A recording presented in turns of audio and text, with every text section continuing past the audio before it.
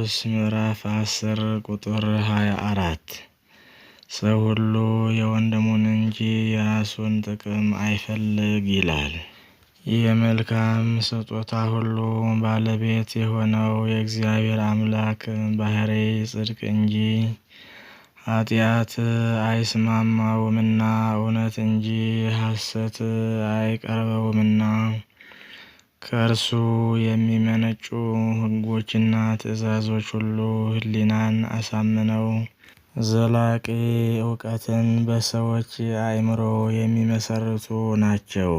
እንደ እውነቱ ከሆነ ሰው ሁሉ የራሱን ሳይሆን የወንድሙን ጥቅም ያስቀድም የሚለውን የእግዚአብሔር ፍጹም ሕግ ዓለም ተቀብላ በሥራ ላይ ብታውለውና ብትጠቀምበት ኖሮ ሌላ ሕግ ባላስፈለገ ነበር። ለሕግ አስከባሪና አስፈጻሚ እያለች የምታወጣው ከፍተኛ ወጪም ለሰው ልጆች የኑሮ ፍላጎት ፍጆታ ታውለው ነበር። ረሃብና እርዛት፣ ጦርነትና ጥላቻም ቦታ አይኖራቸውም ነበር። ያዕቆብ ምዕራፍ 4 ቁጥር 1። ዛሬ በየዕለቱ የሚሰማው የጦርነት ግጭት፣ ሽብርተኝነትና ስጋት የሚሊዮኖች ሕዝቦች መፈናቀልና ሞት መንስኤው አንድና አንድ ነው። እርሱም ጥቅም ነው። ጥቅም የጥፋት ሁሉ መንስኤ ሊሆን የቻለው ደግሞ በጥቅምነቱ ሳይሆን ይህ ለኔ ይገባል፣ አንተን አይመለከትም በሚል አባባል ሌላውን በመጉዳት ራስን ለመጥቀም የሚደረገው ክፉ አስተሳሰብ ነው። ይህ አስተሳሰብ በሰዎች መካከል እኩልነትን ሳይሆን መበላለጥን የሚያመጣ ነውና አንዱ አጥቂ ሌላው ተከላካይ ወደ መሆን ጎራ ይከፋፈላል። በውጤቱም እልቂት ይከተላል። የዓለሙ ጠባይ ይህ ነው። የዓለሙ ሕግ የወንድምን ጥቅም ሳይሆን የራስን ጥቅም የሚያስቀድም ነውና ፍጹም እኩልነትን ሊያመጣ አይችልም።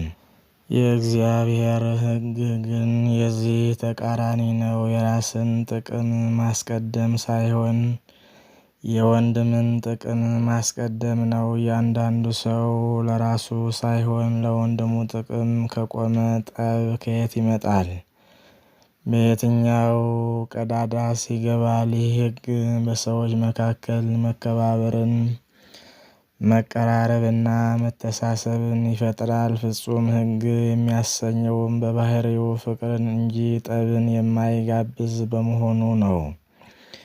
የሕዝቦችን እኩልነትና መብት ለማረጋገጥም ሆነ የጾታ እኩልነትን ለማስረጽ ይህንን ሕግ መከተል ያስፈልጋል። ባል የራሱን ሳይሆን የሚስቱን ጥቅም ካስቀደመ፣ ሚስትም የራስዋን ጥቅም ሳይሆን የባልዋን ጥቅም ካስቀደመች መደባደብ፣ ጥቃት፣ የመብት ረገጣ፣ መፋታትና የልጆች መበተን ከየት ይመጣል? መጽሐፍ ቅዱሳዊው የጋብቻ ትምህርትም ይህንን ያረጋግጣል። አንደኛ ቆሮንቶስ ምዕራፍ 7 ቁጥር 3።